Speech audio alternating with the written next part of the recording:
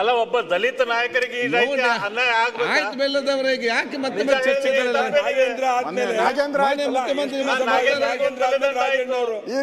ಈಗ ರಾಜಣ್ಣ ಅವ್ರದ್ದು ನಾಗೇಂದ್ರ ಇಬ್ರು ಸಚಿವರಿಂದ ಒಂದು ಹೇಳಿಕೆ ಇಬ್ರು ವಾಲ್ಮೀಕಿ ಮಾನ್ಯ ಆ ಸಮಾಜದವರಿಗೆ ಬೇರೆಯವರಂಗ ಬಣ್ಣ ಗಿಣ್ಣ ಮಾಡಿ ಮಾತಾಡಕ್ ಬರುದಿಲ್ಲ.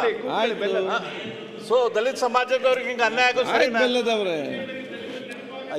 ಅಧ್ಯಕ್ಷರೇ, ಮಾನ್ಯ ವಿರೋಧ ಪಕ್ಷದ ನಾಯಕರು ಹಾಗೂ ಹಿರಿಯ ಶಾಸಕರು ಏನು ಪ್ರಸ್ತಾಪ ಮಾಡಿದ್ದಾರೆ, ರಾಜಣ್ಣವ್ರ ಬಗ್ಗೆ ಪ್ರೀತಿ ವ್ಯಕ್ತ ಮಾಡಿದ್ದಾರೆ, ಸಮುದಾಯಗಳ ಬಗ್ಗೆ ಕಳಕಳಿ ವ್ಯಕ್ತ ಮಾಡಿದ್ದಾರೆ. ಅವೆಲ್ಲ ಕಳಕಳಿ, ಆ ಪ್ರೀತಿ ಇದ್ದರೆ ನಿಜವಾಗಿಯೂ ಮೆಚ್ಚಬಹುದಾಗಿರ್ತಕ್ಕಂಥದ್ದೇ.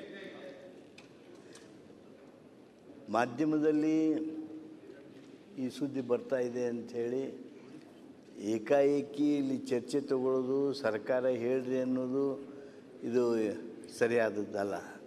ಇದು ನಮ್ಮ ಪದ್ಧತಿಗೂ ಸರಿಯಲ್ಲ. ಹಾಗೇನಾದರೂ ಬೆಳವಣಿಗೆಗಳಿದ್ದರೆ ಮಾನ್ಯ ಮುಖ್ಯಮಂತ್ರಿಗಳು ನಿಮಗೆ ತಿಳಿಸ್ತಾರೆ. ಸದನ ನಡೆದಿದೆ, ಆದ್ದರಿಂದ ಈ ಚರ್ಚೆಯನ್ನು ಮುಂದುವರಿಸೋದು ಅನವಶ್ಯಕ. ಹಾಗೂ ಯಾವುದೇ ಕಾನೂನು ಸಚಿವರಿಂದ ನಾನು ಬೆಟರ್ ಇದನ್ನ ನಾನು ಎಕ್ಸ್ಪೆಕ್ಟ್ ಮಾಡಿದೆ. ಈಗ ನೀವು ಹೇಳ್ತೀರಾ ಮಾಧ್ಯಮಗಳಲ್ಲಿ ಬಂದಿರೋದನ್ನೆಲ್ಲ ಇದ್ದಕ್ಕಿದ್ದಂಗೆ ದಿಢೀರ್ನ ಪ್ರಸ್ತಾವನೆ ಮಾಡೋದು ಸರಿಯಲ್ಲ ಅಂತ ಹೇಳ್ತೀರಾ. ಇದೇ ಮಾಧ್ಯಮದಲ್ಲಿ ಇವತ್ತೇನ ಬೇರೆ ಬಂದಿದ್ರೆ ಇಲ್ಲಿ ಪ್ರಸ್ತಾವನೆ ಮಾಡಿ ನೀವು ಉತ್ತರ ಕೊಡ್ತಿದ್ರಿ.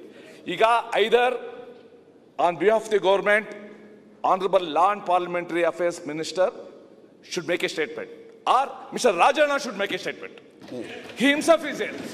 Okay. ದಯವಿಟ್ಟು ಅದಕ್ಕೆ ಅವಕಾಶ ಕೊಡಿ ನೀವು. ಅಲ್ಲ, ನಮ್ಮ ಹಿರಿಯರಾಗಿರ್ತಕ್ಕಂಥ ಸುರೇಶ್ ಕುಮಾರ್ ಅವರು ಕಾನೂನು ಹಾಗೂ ಸಂಸದೀಯ ವ್ಯವಹಾರಗಳನ್ನು ನೀವು ನಿರ್ವಹಣೆ ಮಾಡಿದವರು. ಈ ಸುದ್ದಿಗಳ ಮೇಲೆ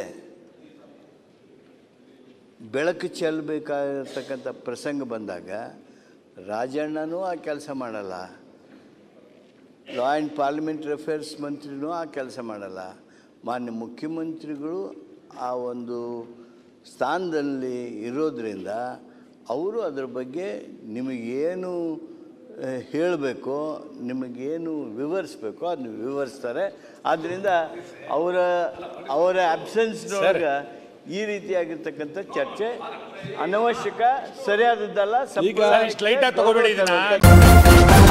ನ್ಯೂಸ್ ಫಸ್ಟ್ ನಿರ್ಭೀತಿಯಿಂದ ನಿಮ್ಮ ಪರವಾಗಿ.